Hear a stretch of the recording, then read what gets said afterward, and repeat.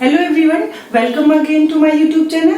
तो आज मैं आपको बताने वाली हूँ कि नोट्स जो है वो कैसे तैयार करने हैं। आप किस तरीके से नोट्स तैयार करेंगे जो आपके एग्जाम टाइम में आपको रिवीजन के लिए जो आपको टाइम मिलता है, तो वहाँ कम से कम टाइम में आप सारे सब्जेक्ट की जो रिवीजन है वो कर पाएंगे। तो इसके लिए जरूरी है कि एक इस तरीके से नोट्स बनाए जाए कि नोट्स जो है वो शॉर्ट हो, यानी टॉपिक जो है वो पूरा कवर भी हो जाए। इस तरीके से नोट्स आप कैसे बनाएंगे, तो मैं बिल्कुल बताऊंगी आपको कि आप हिस्ट्री में नोट्स कैसे बनाएंगे, ज्योग्राफी में कैसे बनाएंगे, पॉलिटी में कैसे बनाएंगे। तो सबसे पहले क्वेश्चन क्या आता है कि हम नोट्स जो है वो कौन सी बुक से बनाएं। ठीक है, तो आप रीट की तैयारी कर रहे हो, आप रीट की तैयारी कर रहे हो। ठीक है, आपका जो एग्जाम आने वाला है, लेकिन अभी आपका नोटिफिकेशन भी नहीं आया है, तो आपके पास टाइम भी बहुत अच्छा आपको मिल रहा है। सबसे पहले कि आप जो नोट्स हैं वो कैसे बनाएंगे, आप एनसीईआरटी से बनाएंगे कि आप आरबीएसई से बनाएंगे। तो मैंने पिछले वीडियो में भी ये क्लियर कर दिया था, दोबारा से मैं आपको ये चीज जो है वो बिल्कुल क्लियर कर देती हूँ कि आप नोट्स किससे बनाएंगे। क्यों? क्योंकि एनसीईआरटी बुक भी अच्छी है और आरबीएसई की बुक अच्छी है, दोनों ही बुक जो है उनका अपना अपना इंपॉर्टेंस है। तो देखिए, एनसीईआरटी जो है वो आपके कंसेप्ट क्लियर करती है, इसमें कोई दोहरी राय नहीं है। एनसीईआरटी जो है वो इतनी अच्छी बुक है कि कंसेप्ट क्लियर करती है, आपका बेसिक जो है वो भी क्लियर करती है, अगर आप बुक जो है वो प्रॉपर तरीके से पढ़ते हैं। लेकिन अगर आप सीटेट की तैयारी कर रहे हो, अगर आप केवीएस की तैयारी कर रहे हो, एनवीएस की तैयारी कर रहे हो, यूपीपीएससी की तैयारी कर रहे हो, तो आपके लिए एनसीईआरटी की बुक जो है वो बेस्ट है। लेकिन अगर इस बुक का इतना महत्व क्यों है, क्योंकि यह राजस्थान माध्यमिक शिक्षा बोर्ड की बुक है।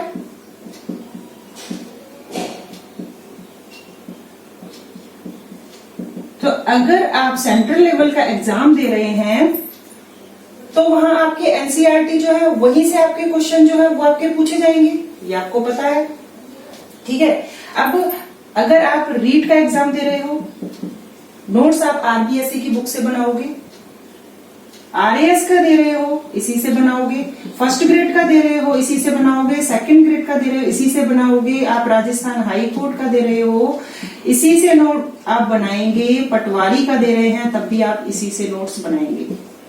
ठीक है, इसी से नोट्स आपको बनाने हैं। वो क्यों बनाने हैं? क्योंकि आरबीएसई की बुक में, राजस्थान माध्यमिक शिक्षा बोर्ड की बुक में आपको फैक्चुअल नॉलेज मिलती है और आपका जो क्वेश्चन पेपर है वो फैक्ट पर आधारित होता है। बहुत सारे क्वेश्चन जो है वो फैक्चुअल होते हैं। ठीक है, लेकिन एनसीईआरटी में जो एग्जाम कंडक्ट किए जाते हैं तो एनसीईआरटी की बुक से आपको क्यों करना है, क्योंकि वहां पर जो ये देखा जाता है कि स्टूडेंट का कितना कंसेप्ट क्लियर है, तो इस टाइप के क्वेश्चन जो है वो आपके पूछे जाते हैं। ठीक है, तो अब बिल्कुल भी ये समस्या नहीं आएगी कि आप रीड के लिए इस बुक से नोट्स बनाएं या इस वाली बुक से नोट्स बनाए एनसीईआरटी से। आपने एनसीईआरटी पढ़ ली है, बहुत अच्छी बात है, ये तो और ज्यादा भी अच्छी बात है। लेकिन अब आप आरबीएसई की बुक उठाएं, क्योंकि अगर आप राजस्थान लेवल का एग्जाम दे रहे हैं तो वहां आपको राजस्थान के जो फैक्चुअल नॉलेज है तो वहां पर वो नहीं मिलेगी आपको एनसीईआरटी में, वो कहाँ मिलेगी आपको? आरबीएसई की बुक में मिलेगी। ठीक है, राजस्थान का जो भौतिक स्वरूप है वो आपको बिल्कुल अच्छे तरीके से, और जितने डिस्ट्रिक्ट हैं, डिस्ट्रिक्ट के अंदर कौन कौन सी चीजें फेमस हैं, तो ये सभी आपको एनसीईआरटी में मिलेगी? बिल्कुल नहीं मिलेगी। मैंने भी बुक को पढ़ा है, तो आरबीएसई की बुक जो है वो आपके लिए बेटर रहेगी। अब आरबीएसई की जो बुक है उसमें कौन कौन से जो क्लास हैं उनको आप पढ़ेंगे। तो सबसे पहले सिलेबस जो है, सबसे फर्स्ट काम क्या है आपका? सिलेबस। सिलेबस आपके आंखों के सामने होना चाहिए, क्योंकि आपको पता होना चाहिए कि एक एक टॉपिक का, कि ये टॉपिक जो है वो आपके एग्जाम में पूछे जाएंगे। ठीक है, तो आपने जो मैंने हिस्ट्री की जो क्वेश्चन सीरीज डाली है, तो वहां आप लोगों ने 6th क्लास, 7th क्लास और 8th क्लास तक की क्वेश्चन आंसर सीरीज को देखा होगा। तो वहां आपको ये आइडिया हो गया होगा कि देखिए इन जो इस क्लासेस हैं इनमें से कितना ज्यादा आपके क्वेश्चन जो है वो आपके एग्जाम में पूछे भी जा चुके हैं। ठीक है, इसीलिए मैं ये कहना चाहती हूँ आपसे कि जो आप राजस्थान माध्यमिक शिक्षा बोर्ड की बुक पढ़ रहे हैं, स्टेट लेवल का एग्जाम दे रहे हैं, तो आपके लिए बहुत अच्छी बात है और आप वहीं से बनाएं अपने नोट्स। तो सिलेबस जो है वो आप एक बार उनको बिल्कुल अपनी नजरों के आगे से निकाल लीजिए। ठीक है, अब आपको पता चल चुका है कि जो आपके जो टॉपिक है वो कौन कौन से हैं। थर्ड पॉइंट ये है कि आपको क्या करना है, किसी भी गाइड को फॉलो नहीं करना है। ठीक है, सब गाइड जो है वो भी किसी के द्वारा तैयार की गई होती है, लेकिन आप नोट्स तैयार कर रहे हैं। गाइड उन बच्चों के लिए होती है कि जिनको 1 महीने में जो तैयारी है वो कंप्लीट करके एग्जाम देना है। ठीक है, उनकी बात मैं बिल्कुल नहीं कर रही हूँ। तो मैं गाइड के लिए जो प्रेफर है वो बिल्कुल भी नहीं करूंगी। गाइड को मेन आधार नहीं बनाना है। मैं यहाँ बिल्कुल भी ये नहीं कह रही हूँ कि मार्केट में जो गाइड चल रहे हैं उनके लिए मैं मना कर रही हूँ कि आप बिल्कुल ना लाएं। ये आपकी इच्छा के ऊपर है, आप ला सकते हैं, आप पढ़ें। लेकिन जो लोग बेहतर तैयारी कर रहे हैं, जिनको 4 महीने में 5 महीने में एग्जाम देना है, जिनके पास टाइम है और नोट्स भी तैयार करने हैं जिनको एग्जाम क्रैक करके और जॉब भी लेनी है।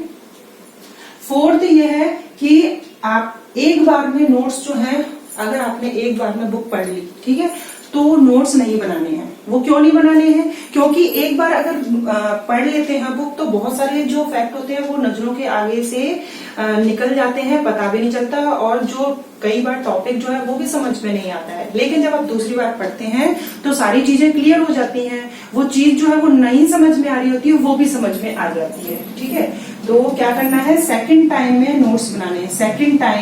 सेकेंड टाइम में जब आप बुक को पढ़ेंगे, बुक से नोट्स, सेकंड टाइम में आपको बुक से नोट्स जो है वो बनाने हैं। कैसे बनाएंगे वो मैं आपको अभी बताऊंगी सब्जेक्ट वाइज। ठीक है, तो इस तरीके से आप जो है वो नोट्स बनाएं। अब आपने 6th 7th 8th 3 क्लास को आपने पढ़ लिया, आपका बेसिक जो है वो क्लियर हो गया। ठीक है, बिल्कुल क्लियर हो गया। 6th 7th 8th क्लियर हो गया। ठीक है, जब आप 9th और 10th क्लास पर पहुंचते हैं, आप नोट्स बनाना स्टार्ट करें, क्योंकि यहां आपको थोड़ा सा मैटर मिलता है, क्योंकि क्लासेस बहुत छोटी होती हैं, इतने ज्यादा फैक्ट नहीं दिए होते हैं, क्योंकि ये तो बच्चों के लेवल के आधार पर ही बनाए जाते हैं ना। तो 6 यहाँ आपको थोड़ी सी नॉलेज मिली, यहाँ आपको थोड़ी सी उससे ज्यादा मिली, 8th क्लास में आए तो आपको ज्यादा मिली।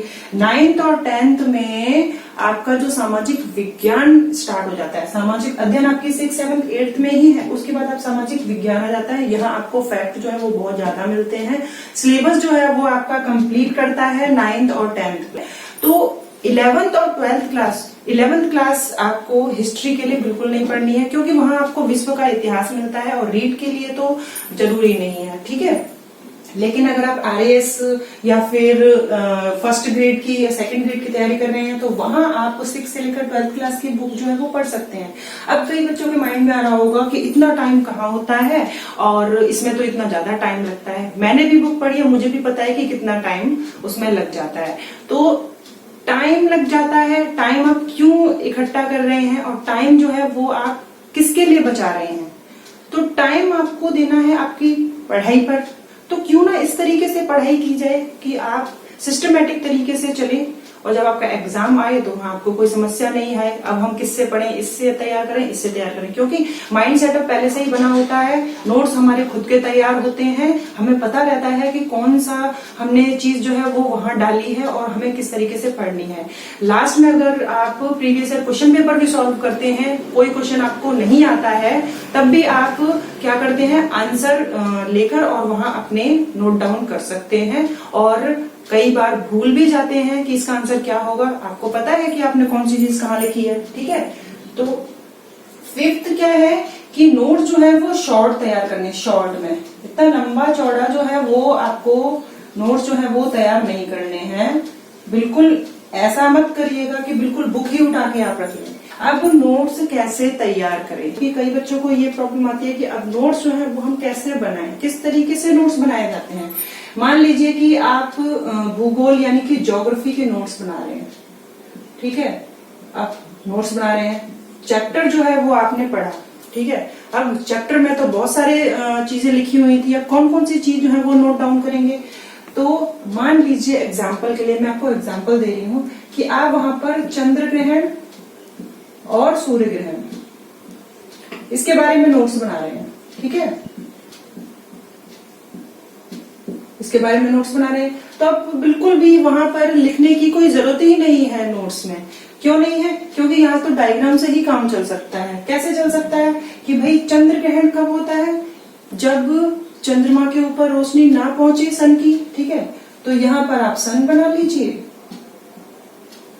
यहाँ पर आप जो आपकी अर्थ है वो बना लीजिए, यहाँ पर आप चंद्रमा बना लीजिए, ठीक है। ये 3 चीजें हो गई। सन की जो लाइट है वो मून पर नहीं पड़ रही है, इसका मतलब मून जो है वो छुप चुका है, ठीक है, ढक चुका है। तो इसका मतलब चंद्र पर ग्रहण लग चुका है। तो ये क्या हो गया? चंद्र ग्रहण हो गया। ये टॉपिक जो है वो आपका क्लियर हो गया। सूर्य ग्रहण का बना रहे हैं तो आपको क्या करना है? सूर्य की जो लाइट है वो अर्थ पर नहीं पड़नी चाहिए, तो आप सूर्य बनाए। उसके बाद अर्थ पर नहीं पड़नी है ना, तो अर्थ को यहाँ करके और आप चंद्रमा को बीच में इस तरीके से डायग्राम बनाए, ठीक है। अब सन की लाइट जो है वो पृथ्वी पर नहीं पड़ रही है, इसका मतलब ग्रहण लग चुका है। किस? सूर्य ग्रहण लग चुका है। तो ये सूर्य ग्रहण का हो गया, ये चंद्र ग्रहण का हो गया, ठीक है। इसी तरीके से जो नेक्स्ट टॉपिक है कि वो ज्वार भाटे किस तरीके से आते हैं, दिन में कितनी बार आते हैं, इस तरीके से ही आप डायग्राम बनाएं और ज्वार भाटे के जो सिंबल होते हैं इस तरीके से आप लगाएं, जिससे कि हमें अब नोट्स आपने खुद तैयार किए हैं अपने हाथों से, आपको पता है कि आपने ये क्या किया है, ये किस चीज का जो आपने मार्क किया है ये आपको पता है, ठीक है। तो इस तरीके से आप ज्योग्राफी में नोट्स बनाएंगे। अब नेक्स्ट है कि आप हिस्ट्री में कैसे बनाएंगे, इतिहास में नोट्स कैसे बनाएंगे। अब इतिहास यानी हिस्ट्री में तो बहुत सारी चीजें होती हैं लिखने के लिए। क्यों? अब ऐसा मत करिएगा कि डिटेल जो है वो पूरी बुक की उतार ले। भाई मैम ने 9th और 10th की बोली थी कि नोट्स जो है वो इनसे ही बनेंगे, लेकिन कितना आप लिखेंगे? एग्जाम टाइम में आपके पास क्या इतना टाइम होता है कि आप सारी चीजें पढ़ पाए? बिल्कुल नहीं पढ़ सकते आप, ठीक है। तो आपको क्या करना है, अब मान लीजिए कि यहाँ आप बाबर के बारे में पढ़ रहे हैं, है ना। बाबर के बारे में आपने एक बार डिटेल में पढ़ ली बुक, दूसरी बार जब आप बुक पढ़ रहे हैं तो आप नोट्स बना रहे हैं। तो बाबर का जो सन है कि बाबर का जो कार्यकाल है वो कितने से कितने तक था, ठीक है, ये आपने लिखा। उसके बाद आपने बाबर के जो पिता हैं वो कौन थे, माता, बस नाम लिखा, पुत्र लिखा, ठीक है। सबसे मेन क्या होता है? युद्ध लिखे आपने। फर्स्ट युद्ध लिखा, किसके किसके बीच में हुआ था ये युद्ध, ठीक है। यहां आपने डेट लिखी, यहां तो आपने लिखा कि भाई इब्राहिम लोधी और राणा सांगा के बीच में युद्ध हुआ था, ठीक है। डेट लिखी और कौन सा युद्ध हुआ था, ठीक है, कौन सा युद्ध हुआ था ये आपने यहाँ लिखा। फर्स्ट युद्ध लिखा, सेकंड युद्ध लिखा, थर्ड युद्ध लिखा, फोर्थ युद्ध लिखा। दूसरा मार्क कर ले तो उससे क्या लिखे कि भाई इस वाले में ये वाली उपाधि मिली, इस वाले में अगर बाबर विजयी हुआ तो ये वाली उपाधि प्राप्त की उसने, और इस वाले में ये वाली उपाधि प्राप्त की। अब थर्ड आती है कि पॉलिटी के नोट्स कैसे बनाएं। पॉलिटी के कैसे बनाएंगे आप? मान लीजिए कि आप जो है वो पॉलिटी के नोट्स बना रहे हैं, है ना, पॉलिटी के नोट्स बना रहे हैं। तो मान लीजिए राष्ट्रपति के ऊपर नोट्स बना रहे हैं। राष्ट्रपति कौन से अनुच्छेद में हमें राष्ट्रपति के बारे में पता चलता है? पद, कार्यकाल, ठीक है, थोड़ा थोड़ा ही लिखना है, ज्यादा नहीं लिखना है, ठीक है। कौन से अनुच्छेद में कार्यकाल के बारे में है? योग्यताएं कौन से अनुच्छेद में है? नियुक्ति, राष्ट्रपति द्वारा किसे नियुक्त किया जाता है, ठीक है। तो आप ये सोचिए कि राष्ट्रपति के बारे में भी अगर आप बना रहे हैं नोट्स, तो उसको आप इतने अच्छे तरीके से मेंटेन करिए, नोट्स को अलग अलग कलर से पेन का यूज करिए, जिससे कि चीजें जो है वो हाईलाइट हो गई। तो इस तरीके से आपको नोट्स जो है वो तैयार करने हैं, ठीक है। और हिंदी और इंग्लिश के लिए तो मैं आपको बता चुकी हूँ कि अगर आप बुक उठाते हैं 6 क्लास की भी उठाते हैं तो वहां से आप पढ़ रहे हैं बहुत सारी चीजें। ग्रामर आपको कहाँ मिलेगी? 6 क्लास में मिलेगी, 7th 8th 9th 10th इन सभी क्लासेस में मिलेगी आपको। तो क्या करना है, वहां आपको बहुत सारी जो जैसे कि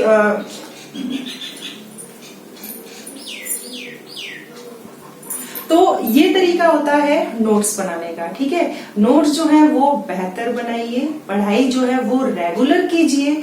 जितना ज्यादा आप पढ़ाई पर अभी ध्यान देंगे, क्योंकि आपको पता है कि जो गवर्नमेंट है वो इतनी जल्दी वैकेंसी जो है वो आउट नहीं करती है, तो प्रॉब्लम हो जाती है और हमें जॉब जो है वो लेनी है, ठीक है। तो मिलते हैं नेक्स्ट वीडियो में। Thank you.